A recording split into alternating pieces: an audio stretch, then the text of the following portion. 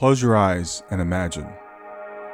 What if the things in life that cause us the greatest pain, the things that bring us grief, are challenges?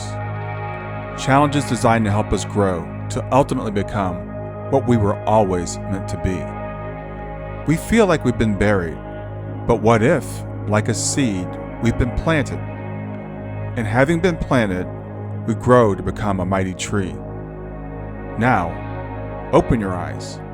Open your eyes to this way of viewing life. Come with me as we explore your true, infinite, eternal nature. This is Grief to Growth, and I am your host, Brian Smith. Hey everybody, this is Brian back with another episode of Grief to Growth, and today I've got with me Francis Key, or Frankie Key. Just for everybody who doesn't know about my obsession with the team books, we're going to talk about a series of books called The Team, and we'll get into what that is. If you want to find out more detail about Frankie or about the team books, go back to episode 102, which was in December of 2020, December of last year. You can listen to that. I'm going to read a quick bio, then I will introduce Frankie and we'll get started. Francis Key is a scribe of a 4-book series called The Team, A Mother's Wisdom from the Other Side. She began writing the books 19 days after her mother died, when she sensed her mother communicating important spiritual insights to her. She considers the true authors of the books to be her mother, Teddy Key, and the spiritual team that her mother rejoined when she died. The first book was received from Teddy, while books 2, 3, and 4 carry the energy of both Teddy and other teammates who came through to share their perspectives on life after death. Today, I want to discuss with her some of her concepts in book 4 and a couple other things. But with that, I want to welcome to Grief to Growth, Francis Key. Hello, I'm so happy to be with you.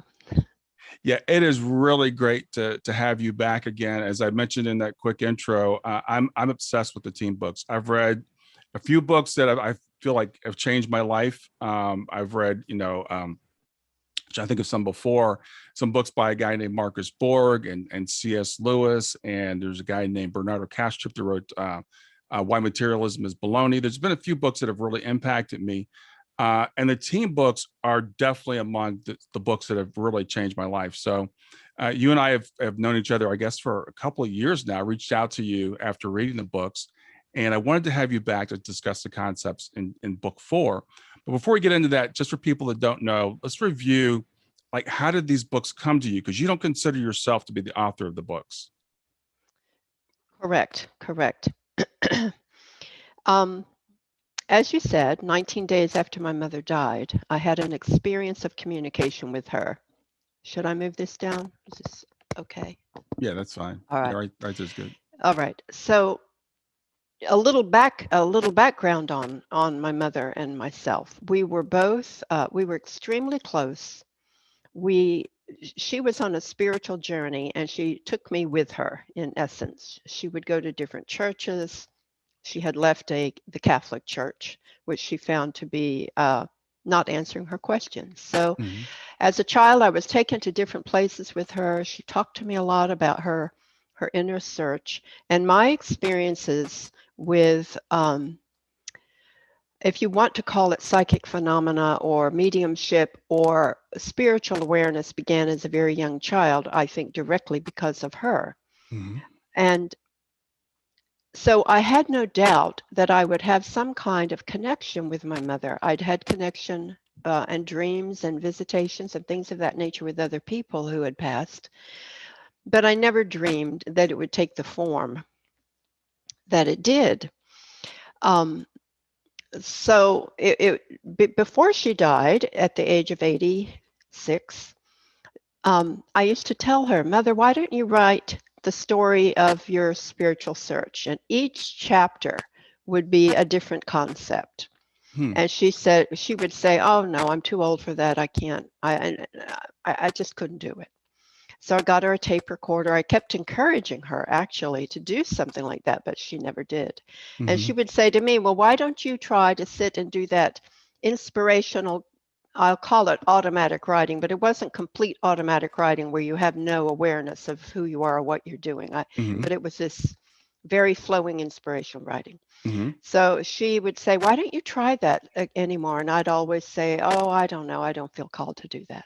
So lo and behold, what she told me to do and what I suggested that she do came to pass in these Wow. team books. Yeah.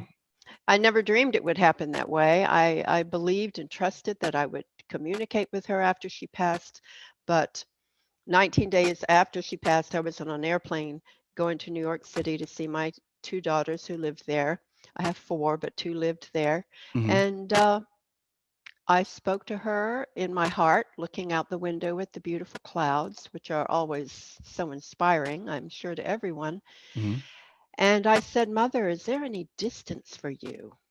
And I heard her answer me. I heard her answer in my mind, but I hesitate to say I heard her audibly, but it felt audible as well. Hmm. So it she began to speak to me about where she was, about her perspective. I was asking questions, and I started writing them down because I always have pen and paper with me. I'm just a writer, so I do that. Hmm. Uh, and asking her and writing down what she was telling me. And at first, I was talking to her about my personal grief and my regrets in my life and apologies to her about certain things of that nature. But then it just started to blossom, and within the 2-hour flight, it was all about so much more. Hmm. So I thought this would be a one-time encounter on the airplane, but it turned out to be something that went on day and night, really, for over a year, over a year. The first book was written in 3 weeks. And by the way, because I released it so quickly, I'm in the process of doing some editing and correcting of it, but it has some typos. But um, I felt it was important to get it out there. First, I gave it to family and friends, and Hmm. then people started asking for them, and I was printing them up, putting them in a folder, giving them away, and then I went ahead and did it through a company where people could order them on demand. Hmm. So, but the writings continued, and I would handwrite everything in this big scroll, and then I would sit and type it up. So it took a bit of time. Hmm. The books came out every couple of years, and book four, it actually took about 4 years, 3.5 years to get that final one out Hmm. because I had gone back to work, and so I didn't have this block of time to do, and it was kind of in bits and pieces. It took me longer to pull it all together. But book four, which you wanted to speak about today, uh, she describes it as taking the lid off everything else and telling us not to cling to any of these teachings thinking, oh, now I've got all the answers, Hmm. but to use them to move further, because you can take any concept in these books, and most of them are in seed form. I call them in book one. They're in seed form. And then there's so many layers of more information about every single one of those ideas and concepts. And I think that's what book four does. It's like book four is essentially, it's called Beyond the Team Right. Right. for that reason. Well, I think it's interesting. Every time I talk to you, I learn a little bit more about your story, about your relationship with your mother. For people that don't know, you started doing automatic writing when you were a child. I mean, you wrote some things that were just so profound that we wouldn't expect to come from a child.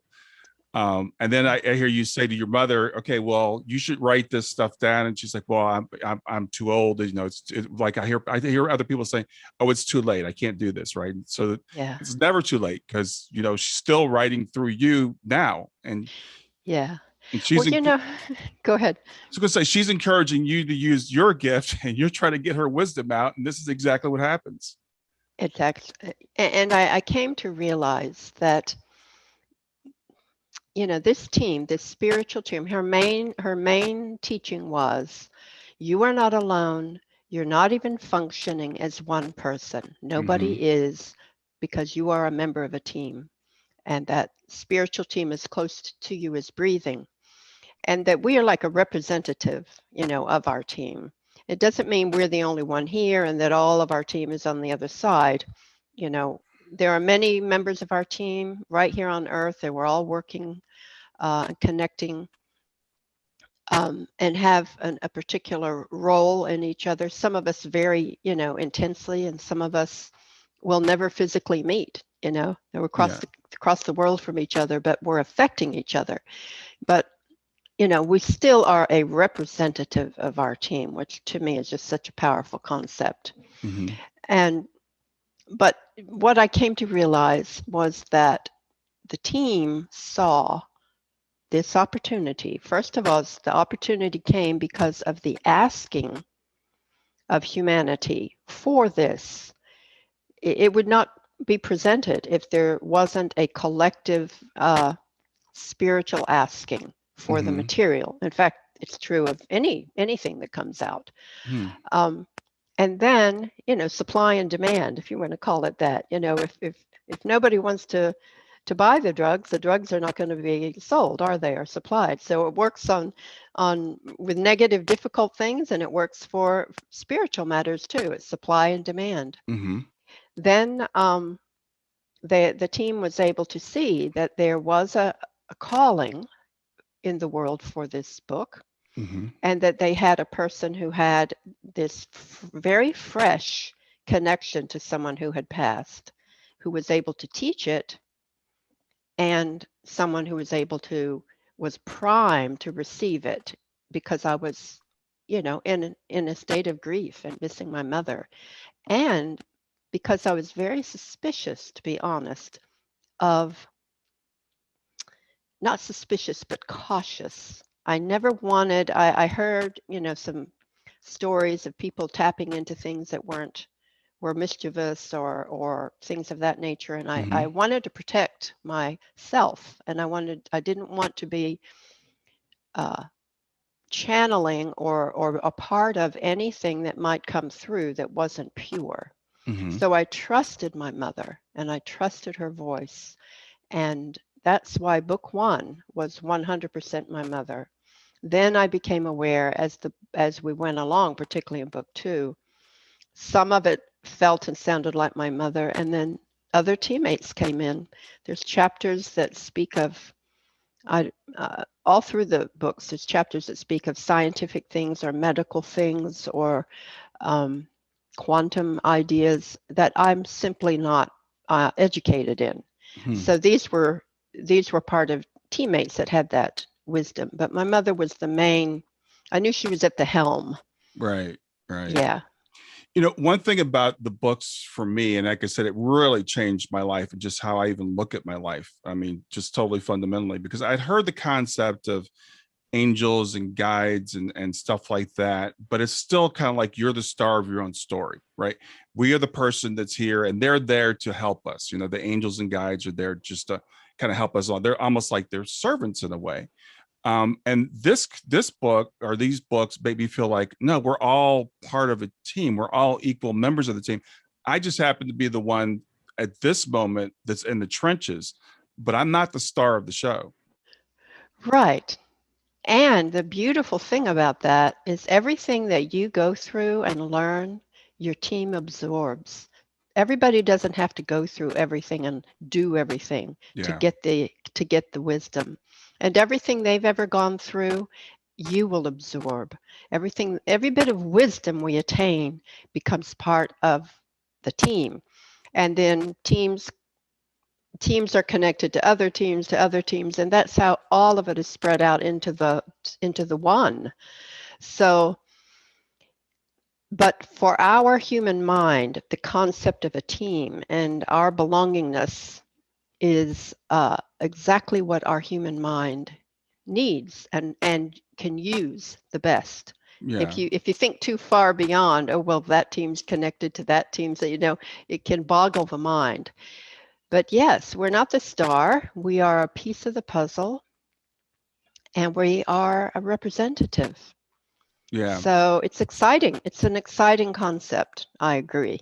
It really is, and it answers to me so many questions, because I've worked with people. I was working with a client who was like elderly and was alone, and everybody else was on the other side, and they're like, why am I still here? Why am I going through this? And what I explained to her, I said, this is not just for you. You know, what we go through is not just for us. And for me, it just makes it just opens up so much more possibility as to why am I going through this? And when I think about it, it's not just for me, it's for the other people. So maybe they don't have to go through it. Absolutely. You know, there's a reference somewhere, I think it's in book 1, to how you know, these simple analogies are given, but a stronger person may carry a heavy suitcase, you know, for someone at the airport. Mm-hmm. You know, as we're walking along, we may lift up a child who can't keep up the pace. We take on things for one another, just like we do in our daily lives. I mean, we do it with our families, our loved ones, our friends. You know, we just take it on, or we think, I'm just going to do that for them. They're overwhelmed. Mm-hmm. And in the same way, we spiritually accept certain experiences so that we can provide, you know, gain the wisdom and provide it to others, or to take it off another. And we take turns doing that. You said right now you're in the trenches. You know, we take turns being in the lookout tower, is how Mm-hmm. she put it, or in the Mm-hmm. trenches. Mm-hmm.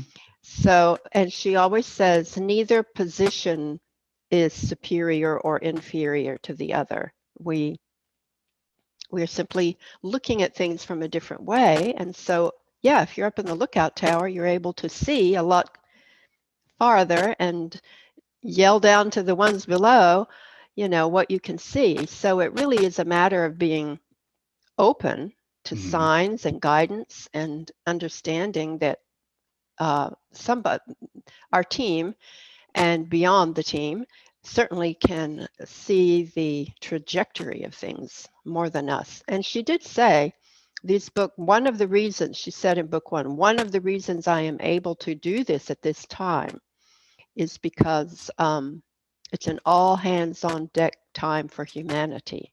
Mm-hmm. So the need is there, and we had this she was fresh from the conference, so to speak, Yeah. and reporting back, and I was available and have a writing ability. Mm-hmm. So they just used that combination. Yeah, I love you know, it's funny because as you're saying this, I've read the books like 3 or 4 times, so I know all the analogies. And other people might be kind of a little bit lost, but there are some great analogies in there that I've just incorporated into my life, like this idea of like a representative, you know, from an organization going to a conference and representing the organization. That's kind of like what it's like when we come here. And Yes. so we've prepared while we're back at home, and we come here and we represent, and we're having some communications while we're there, but it's not a direct thing necessarily.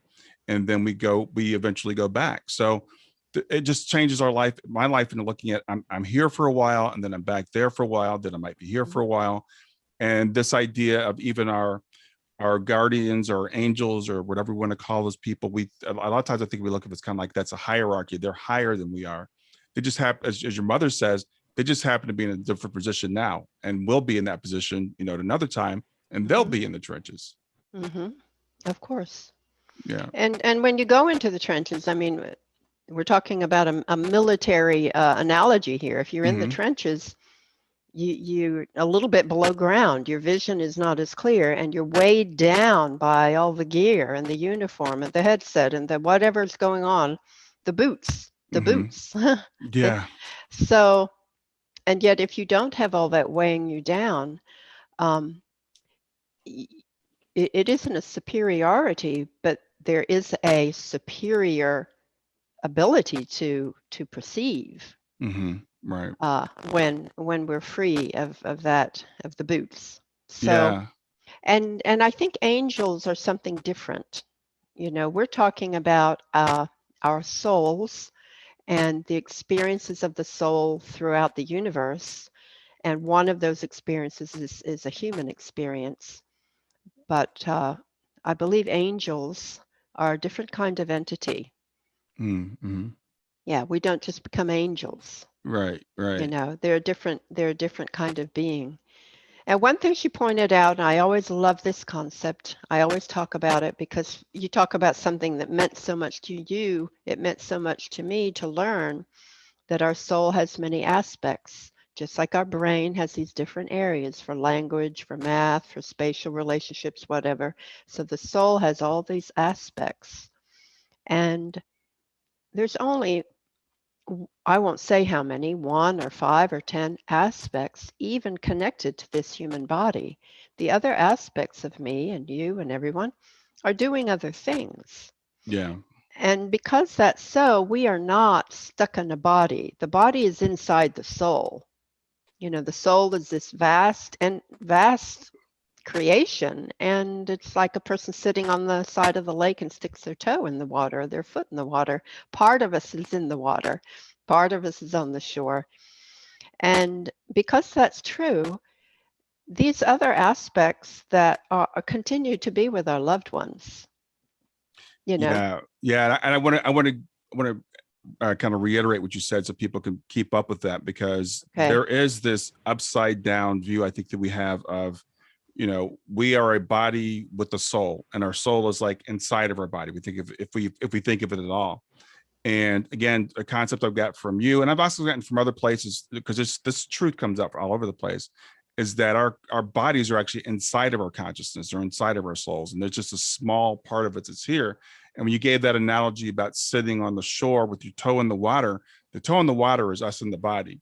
Meanwhile, the rest of our soul is off doing other things. And it's so ironic, or so synchronous, I guess. Just this morning, I saw a medium that posted something, and he was explaining to people the way reality really is.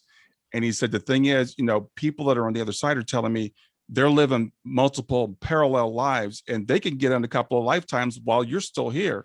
So, you're thinking they're just in heaven, just relaxing or hanging out. They're still with you. You're still with them. And this is mind blowing stuff, but it'll really change your perspective on what your life is all about. Yes, there's so much more going on. I mean, right this moment, all around me are all kinds of light rays that my human eyes can't see. I can't see ultraviolet rays and microwaves and radio waves. I can't see them, but they're Right. here.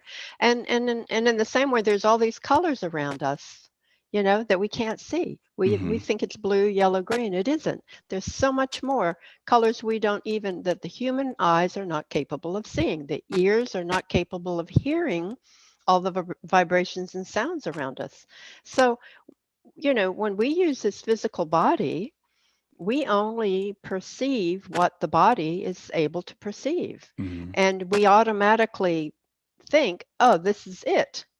This life is it. This death is it. This body is it. Even if we think I'm a soul, we don't think beyond our bodies. But other aspects of our soul have much greater vision, they have different kinds of bodies, and another aspect of our own self can be here on the earth in another location, associated, I don't like to say in another body, but associated with another body. Mm-hmm. And it points out in the books that scientists and inventors across the world will suddenly discover a piece of something and relay it to a scientist, on this side of the world, and they put their information together and voila, they've got it, Mm-hmm. That's probably another aspect of their own identity. So it's so vast, and I think a lot of, speaking of grief, since that is a focus of your program, I think a lot of our grief comes because we forget the vastness, and we focus so much on the body that is used for that aspect of the soul. But if that body no longer exists, the aspect certainly exists, and other aspects of ourselves are with our loved one in other places. Yeah. So those that we grieve for and miss, I just remind myself, my body misses her body. My body misses his body. My soul is still united, and we're doing all kinds of fun and amazing things and having experiences and unity and closeness in a dimension I cannot see. And I am still on assignment. Yeah. And that what you said reminds me of another concept. And I share your concepts, all other concepts of your mother all the time, because this idea that, if I got it correctly, it's like when we are together, like you and I sitting here together, I use the word avatar. This is kind of like my avatar. So that means our souls are actually connected on the other side. And for us, in order us to be doing this. So when my daughter Shayna, for example, was here, we were both in our avatars, we were connected here, but now we're still connected there. It's just my avatar is still here and my consciousness is tied to this avatar, but I'm not missing her in a sense, because there's a greater aspect of me that's we've never left each other. Yes, we've never left. We've never left each other. Yeah, the chapter where relationships abide. Yeah. That's really describes that in great detail. I think it's book 3. I need to memorize. There's so many chapters and so many books, but I need to have memorized better where they are. But I think that's where it is. Yeah, and the thing is, there's another teaching that I'm a little bit familiar with called A Course in Miracles, Yes, and so yes. as I read these books and I hear this concept, because it calls us basically like a dream. It's like we mistakenly think we're here, but we're really back at home, and that comes through the team books, so clearly. Yeah, But, yes, it does. before we get started, I was asking you, and I'm going to get personal, but I was asking you, like, how are you doing? And you said you're having some health challenges, and we kind of started on that. But then you just kind of morphed into, you were reading, I guess, book 4, referring to book 4 this morning, and tell me how that affects how you feel about the challenges you're going through. Yeah, yeah. Sure. I mean, I'm having some physical challenges as the body ages, but today I started reading through book 4 to prepare for our interview because, like you, I'm a student of the books and I don't always read them and study them. I mean, I'm immersed in the mindset of it, but just like everybody else, I get caught up in life and Mm-hmm. forget some of these amazing concepts. So I started reading the first chapter called Your Sacred Life. And book 4 in particular says, please read the first 7 chapters of this book before you go into the rest, because it lays a new kind of foundation. And I was told then after that you can jump around to different chapters like people like to, but Mm-hmm. please focus on those first 7. So, but in Your Sacred Life, as I read it, I was just moved to tears, truly.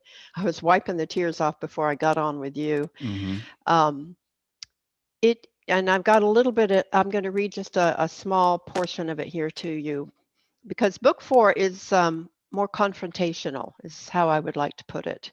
Mm. It's a bit of more of a wake-up call and a shaking up of our thinking. So Your Sacred Life starts out this way. The sacredness of your life cannot be overemphasized. Not just my life, by the way, your Mm-hmm. life, everyone's life. Be not cavalier about the phenomenal experience of human existence and the gifts you have been given. The gift of education, so you may read this book. The gift of speech, so you may share your light. The gift of friends, family, teachers, shelter, clothing, food, water, sunlight. The gift of mobility, the use of your hands and eyes, senses of smell and touch. Precious tools, so you might have all things available to you to evolve and assist others in their evolution. These are not random, ordinary things tossed into the mix of life for no purpose. Each one of them is a miracle in themselves. Wow. So, and of course, again, this is about all of us, Mm-hmm. because we all, if we are not mobile, we have some other ability. And she points that out. She says, the whole world has served you from the moment you were born. From infancy, you were sustained until you could sustain yourself. Mm-hmm. This is not accomplished by one person, but by many, most of whom you will never know. It took many to protect, guide, and educate you through childhood. You can't thank them because you weren't even aware of their care and protection. You were snatched from dangerous situations many times, even to the point of saving your life, but you cannot remember this. I mean, I think of any toddler, how many times this is done for them. Right. Um, okay, so I'm just skipping ahead a little. Um, it's so intense, but how often do you stop to think that you have the ability to love because you were first loved? What are you doing with this love? What do you choose to view with your eyes and speak with your lips, to create with your imagination? How do you treat the people who are available to you for love and care? How do you interact with others? Whatever you say and do to another, you are doing to yourself quite literally. All you put forth blends with the principles of earthiness and returns to you in unique conditions and solid forms so you may have the honor of perceiving what is and isn't. Yes, seeing a returning ugliness is as great an honor as seeing a returning beauty. Hmm. Learn to value all of it. So, I mean, this continues in this way. And one of her biggest things she points out is that everyone we meet who irritates, annoys, and angers us, people that we see that we don't approve of their philosophy of life or their behavior, these are our former selves in essence. There is no one of us who at some time in our spiritual evolution was not just as ignorant, just as lost, just as Hmm. angry. Hmm. And someone saw the light in us, and someone inspired and nudged, and many actually along the way to bring us, if we have more peace, if we have more wisdom, never gloat in it, never have any arrogance, because anyone you see that doesn't have that kind of awareness is in a mirror. It's a sample of who we once have been. Exactly. We'll get back to grief to growth in just a few seconds. Did you know that Brian is an author and a life coach? If you're grieving or know someone who is grieving, his book, Grief to Growth, is a best-selling, easy-to-read book that might help you or someone you know. People work with Brian as a life coach to break through barriers and live their best lives. You can find out more about Brian and what he offers at www.grieftogrowth.com, www.grief2growth.com. If you'd like to support this podcast, visit www.patreon.com/grieftogrowth, www.patreon.com/GRIEF2growth to make a financial contribution. And now, back to Grief to Growth. Exactly. Yeah. So a lot of it's about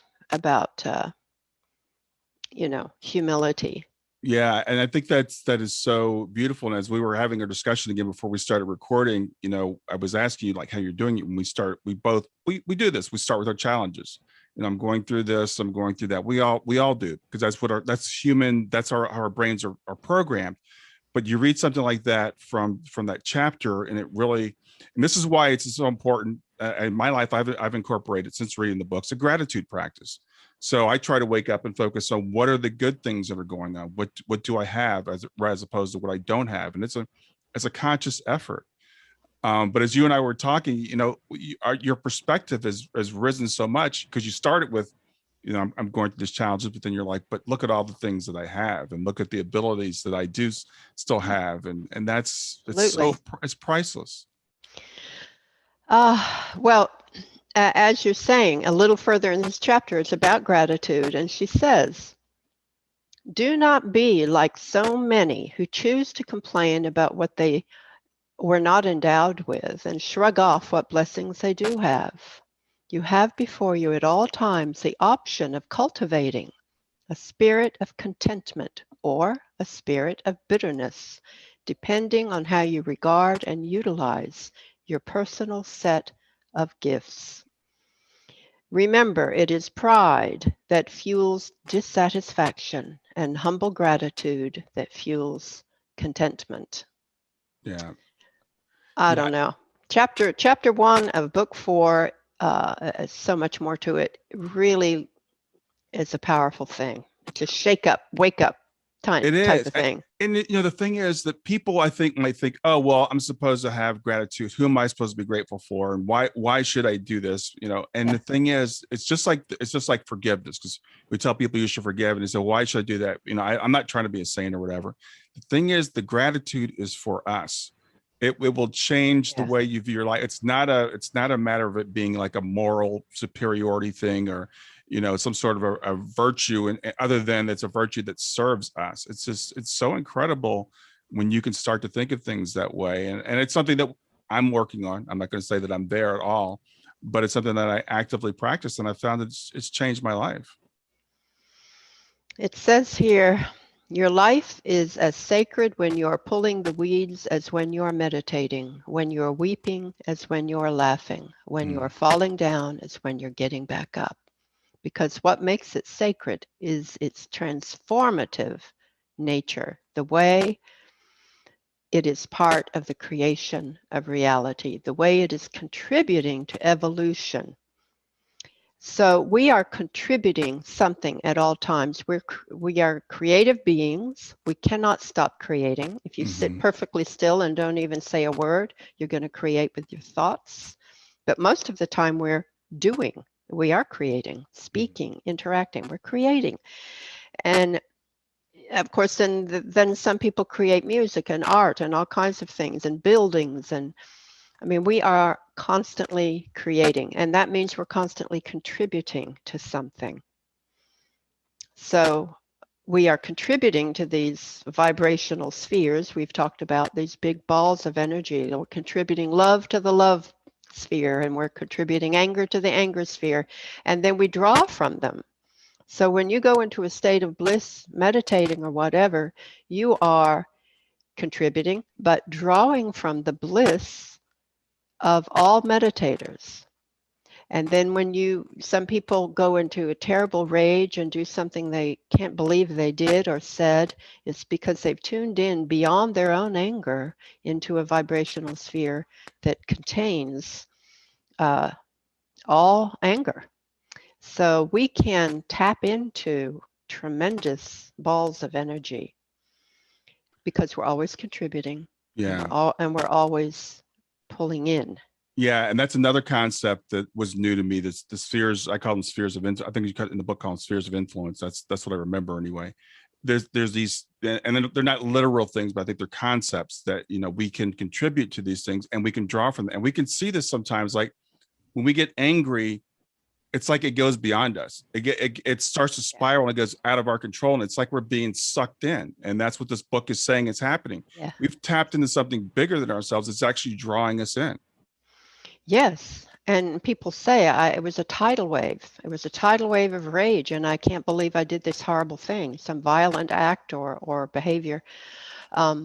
And just like somebody lifts a car off a person in an accident, and they have superhuman strength. I mean, it isn't just their strength. They're tapping into the strength and the rescue impulse of humanity that all have contributed to that particular ball of energy. Mm-hmm. And I talked to somebody recently, and he said he loves that idea, and that every morning when he wakes up, he deliberately visualizes this ball hanging over his bed and starts contributing to and pulling from it, the love or patience or whatever he feels drawn to for that particular day.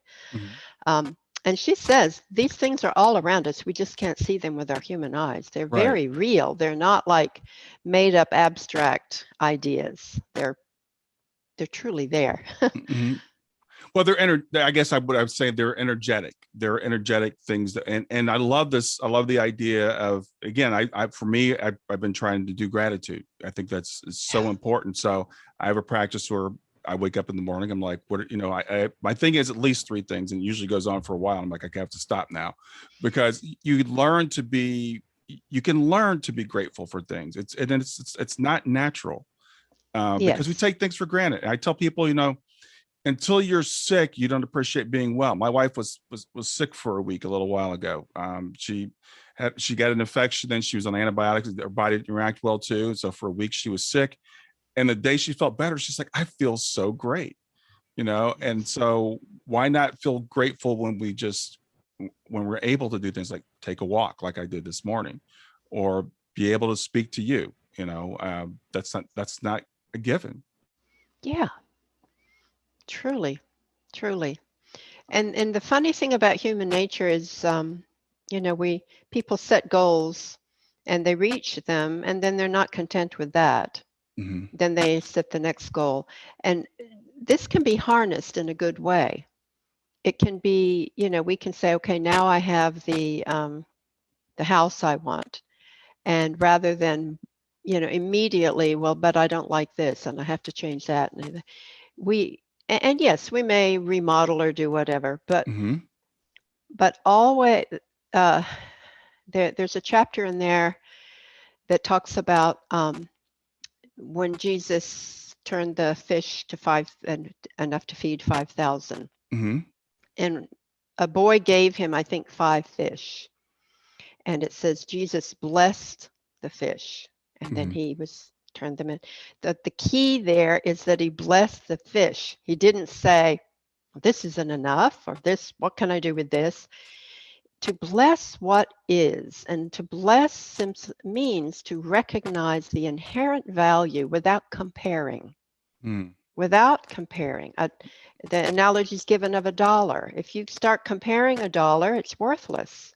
But if you just recognize $1 is $1, and in and of itself, it is perfect. And then the other analogy that's absolutely perfect is when you have a newborn baby.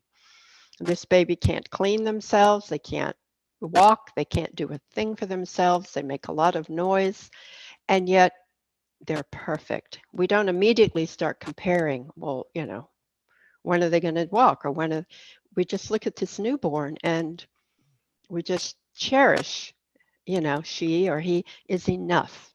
Yeah. And get the mindset of enough, not immediately a goal of I need more added to that. Mm-hmm. But when you bless and recognize the inherent value of whatever it is, that's actually when you can turn it into 5,000 fish. Because if you just throw them down and say that's not enough, you undo, the value, the inherent value of what's there. Anyway, Yeah. another tangent, but No, I think that's beautiful. I think it's perfect, because I was speaking with someone the other day about, the idea of just everything that happened supposed to happen, or where we were supposed to be. And I said, whether it is or not, we are where we are. So we should learn to try to accept where we are. And when I say accept, I don't mean just tolerate it, just like, okay, this is where everything in my life has led me to be, and have faith that this is where we're supposed to be. And then we can work on the future. Yes, we can work to make things better. Things in the world are not perfect. We like for things to be better. But first, I love that. Bless what is. Look at the progress we've made, even as we're judging ourselves, because we're so hard on ourselves oh sometimes. yeah, I'm not where I need to be. I'm not who I need to be. But look how far you've come. yes. And you know what? Even if you haven't come far, even if you really are at the bottom and you are fed up with yourself and you feel like you let all your opportunities go and you've ruined your life, even if you really are at that point, remember the most saintly being that you can imagine once was there. Mm-hmm. When you see Michelangelo's beautiful works of art, you don't see all the times that he's slashed the canvas because he was so frustrated with Right. his work, or threw it out, or said, I'm never going to paint again, and went and got drunk. You Mm-hmm. don't see it. And you meet people who are successful, whether you're talking about something spiritual tranquility, they seem to have attained a spiritual tranquility, or you meet people who have financial success, or any of the things that you're looking at that you wish you could have. They were not always that way. Right. When you go hear a symphony, that those people were once little children playing Twinkle Star on that piano. So Right. don't where you are is valuable. I don't care where you are. Right. Even if you're groveling in the mud, it is a valuable time, a valuable experience that will lead you. If and it's pride, all our self-loathing and our beating ourselves up is really a form of pride. Some Yeah. people think it's a form of humility, but it isn't, because we're saying, I'm too good and I'm too important to make those mistakes. It's okay for Joe and Susie over there to make those mistakes, but I'm not supposed to do it, Right. you know? Yeah, I think that's a really important concept. And I want to reiterate what you just said, because I think it's, for people, I think we miss that. We think that beating ourselves up is a form of humility, where I'm pointing out my own faults and I'm saying, I'm a terrible person because I this, or that. And it's exactly the opposite. It's a form of pride, because we're saying, I'm too good for this. I should not make, someone else could make those kind of mistakes, but not me, because I'm too good for that. So we need to let that go. We need to just say, I'm where I'm supposed to be. And that there are people, if you want to compare, there are people that are infinitely ahead of you and there are people that are infinitely behind you. Yes. So there is no comparison when we really grasp that concept, that we're never going to be a quote advanced being, because there's always going to be somebody more advanced than us. Yes. But we're also not at the very bottom. There's always going to be someone that's worse than we are also. And, Yes. and accept where it is that we are and go forward from there. I think it's so important. And some of the difficulties and burdens that we carry, we may actually have agreed to carry for our team. Some people have very, very painful lives that have a series of heartaches, and others seem to have lives that, even though I would say even the best of lives, has heartache and They loss. do. Yeah. You see people, you don't know what's gone on Right. throughout their life. So there are reasons. And yes, if we can be humble and say, I'm like everybody else. I can be, obstinate and angry, and I can be addictive, and I can be a failure just like anybody else. And that marvelous, saintly, accomplished person over there once was in this state. We're all one. We're all doing it together. And try to strive for that humility that can bring you peace. And you can move up and you can move on. What keeps us down more than anything is that self-criticism. Yeah. Yeah. I think wow. That's really profound. So we've talked about some of the concepts in the books. Are there any other concepts in book 4 particularly that you wanted to bring out? Yes, there's a chapter called Holy Creative Power. And again, it's talking about that we are these creative beings. And it asks the question, do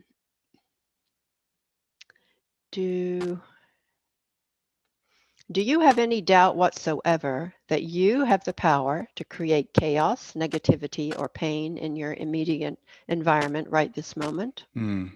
The question is not asking, do you want to do that? But do you see that you have the option to do so with your voice? You can speak unkind words right this moment. We could choose to do that. We could choose to pick something up and smash it and break it. We could run out in the garden and pull up all the flowers. We have that ability. And then it says, the truth, as unnatural as all this may sound, the truth is there's never a time that the option to act destructively is not available to you. Sit with this for a moment and absorb the impact of what we're saying. The only thing stopping you from behaving in this manner is you and you alone. You are in charge of the choice. You are choosing not to speak or act in that fashion. Now, why is it so difficult for people? If we can all agree on that, we have no doubt that we have the power to destroy and to cause harm. Why do we then, why are we so resistant to the idea that we can also create marvelous, wonderful things? The same voice box that can harm someone with cruel words is the same voice box I'm using right now to try to speak about light and love. So I'm trying to find that one. Do you sense a hesitation in yourself when you consider this in comparison? Consider the fact that you can create beautiful things in comparison to the absolute certainty you feel when you looked at your power to behave violently. Why is it easier to acknowledge your ability to create chaos and pain than it is to acknowledge your ability to create peace, joy, and harmony? So I just think I talk to people sometime about who are depressed or having these kinds of issues. And I try to point this out because the life they're living that they find so miserable is one they have created or agreed with others to participate in some way, shape, or form. And yet they just say, I can't do any different. I don't know how to change it. I don't know how to build a new life. I don't. And yet, if you make somebody think, well, do you have the hands to go smash everything? Yes. Do you have the voice to do this? Yes. Use the same hands in a different way. Use the voice in a different way, because we always have both options before us. Right. Well, I would even go beyond that. I think a lot of us are doing a lot more good than we give ourselves credit for. I find a lot of times people who are depressed saying, I'm of no value. I'll point out to them, well, are you a parent? Well, yeah, I have kids. Are you raising your children? Are you taking care of them? Are you loving? Well, yes, I am. Well, that's a lot. I saw a comic the other day. It was so simple, but it was so profound. It was just two panels. And the first panel was a guy just pouring like some water into a bowl who's standing on a rooftop. And he was saying, I'm just a worthless person. I don't really serve anybody. I'm no good. The next panel is two pigeons and they're sitting there at the water. And one pigeon goes, thank God that someone put this water out. And the other one goes, yeah, I was so thirsty. I wonder who did this. And a lot of times we just don't give ourselves, the credit for the things we do in the world that we consider the little things that might be life-changing to someone else. This is so true. Again, the vastness of the picture. We don't know why we're carrying a burden. We don't know the trickle down effect, exactly like he did, of our simple efforts. I mean, we don't have to do enormous, marvelous things in this world to contribute light. And I think that's where people forget. They don't realize if they sit on the porch and just radiate love to the neighbors as they walk by, they are contributing something very, very valuable. They don't have to feel that that it's required to enter the mainstream of life and do some phenomenal thing or read about people who do these amazing things. That's not the path for everyone. Right. Well, and that goes back to the spheres of influence, right? If I sit on the porch and I'm radiating love and I have the intention of contributing to that sphere of influence, then that is an act of creativity, as you said. That's an act of raising the vibration of all of us. It is. And when you think about it, I mean, some of the very devout meditators, monks, nuns of different Buddhists of all religions, cloistered people who live very introverted lives, and some people choose to simply pray all the time. Yeah. They stay to themselves, they meditate, they pray, they don't go out into the world. And I'm not saying that's needed. I'm just saying that is a path that is chosen that has incredible value. And then you have leaders people whose destiny is to stand up and be a world leader and to work from that platform. So it's just infinite, the number of ways there are to live on this earth. Right. And they all have value. We can make them valuable. That's exactly what I was going to say. And we'll sit as humans and we'll rank them and say, well, this is more valuable than the other. But it's just, it's not true from the spiritual perspective. It's simply not true. Well, we're running out of time. I want to get to a couple other things I wanted to ask you about. Now, it's been about 10 years, I think, since you wrote the team books. So what's it like for you now in terms of, are you still hearing from your mother? Is that channel still open? You know, it isn't open in the same way. It isn't open in this constant bombardment of information, Mm-hmm. because they really took advantage of that first year and a half, Yeah. which is the team did to get this written. And then I released the books over the coming years. So it isn't necessary for that to go on. When I read the information or speak about it, I'm fully aware of her presence and I'm fully aware of the team. Mm-hmm. There are events and moments throughout my life where I do feel guidance and communication directly Mm-hmm. from her. Mm-hmm. Now and then I've heard a direction or her voice, but it isn't necessary, and so it doesn't occur in the same manner. If it ever is needed, I'm sure it could happen again. Yeah, I think that's an excellent answer. And I think to broaden that out to everybody else, because I know sometimes when our loved ones pass, people will feel like, oh, I feel them close, now, and then now they're gone. It's not the same. Do they not care about me as much anymore?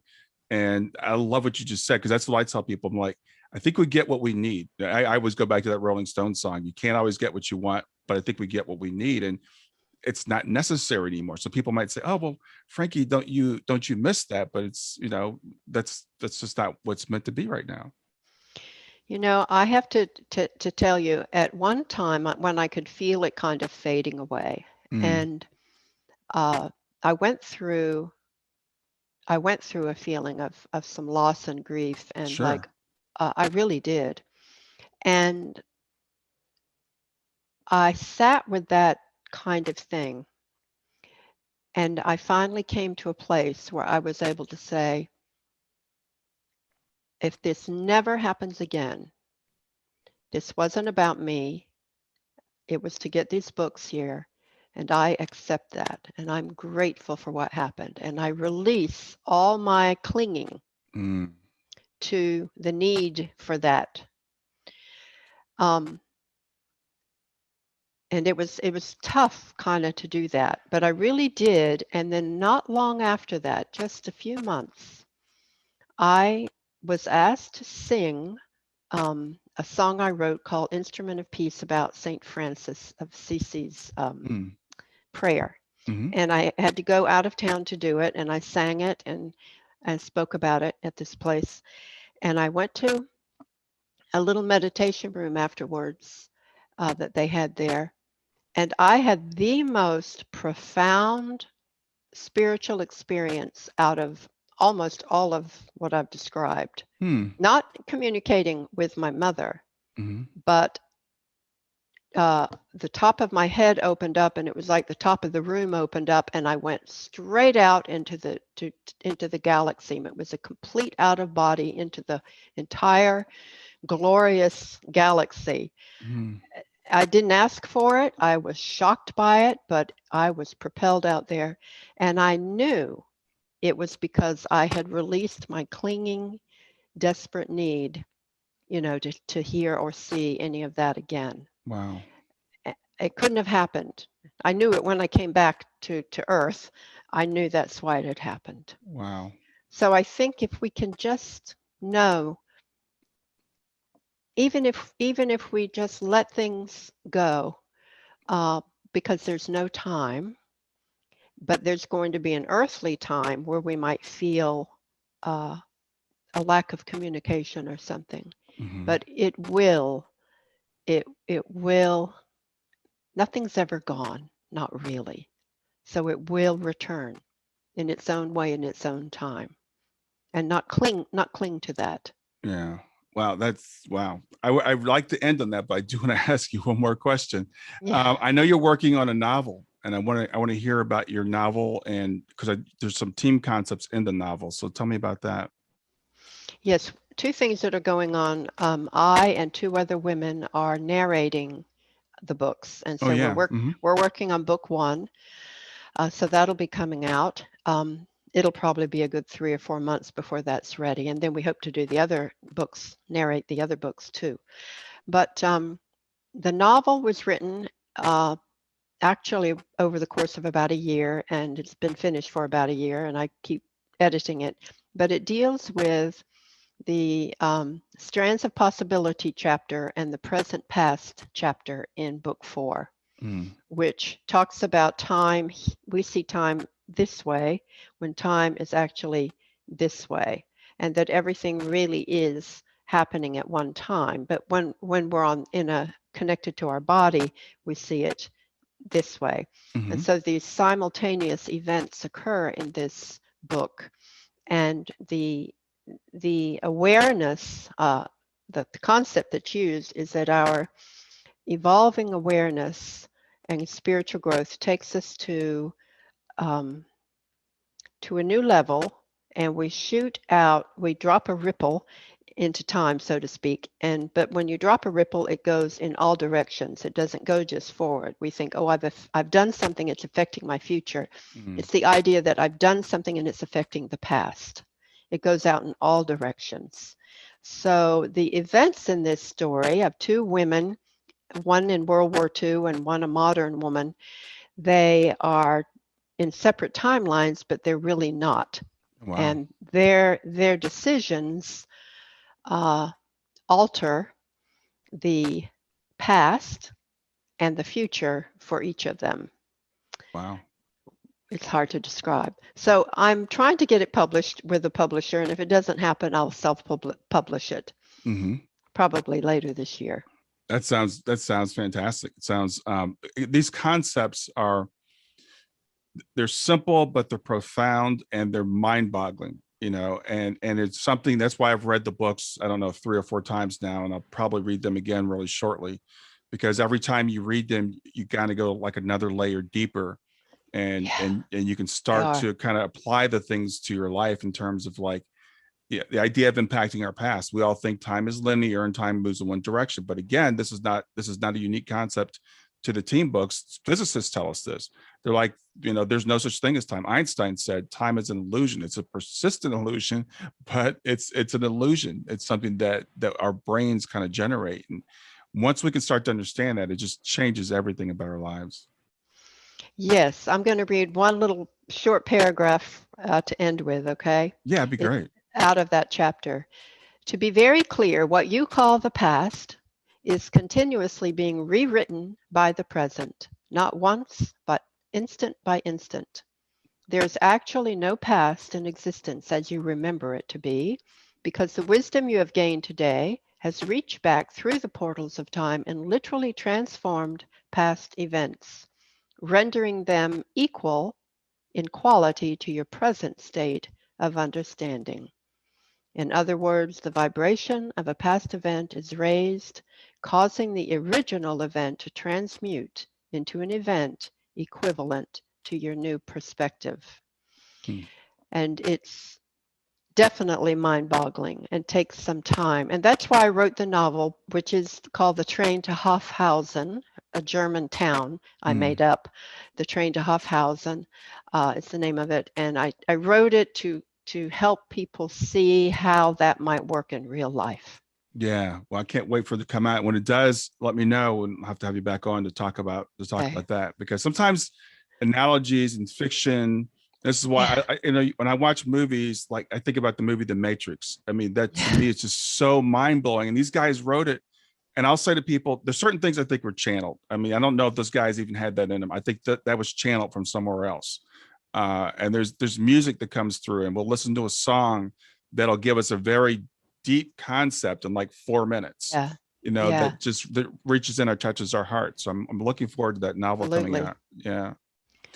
Well, Frankie, again, it's been really an honor to have you on. Thank you for doing this. I want to let people know, where can they reach you to find out more about the books or about you or anything else?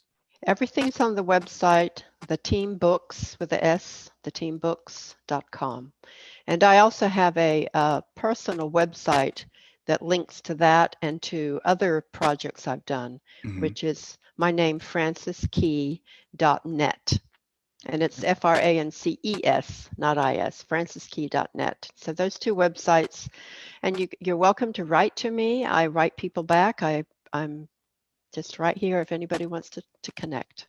Yeah. Well, thanks so much for doing this again. Have a great rest of your day. Thank you. You too. So that does it for another episode of Grief to Growth. I sure hope you enjoyed it.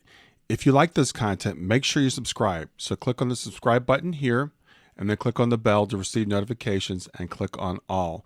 That way you'll be notified whenever I release new content. Thanks for watching and have a great day.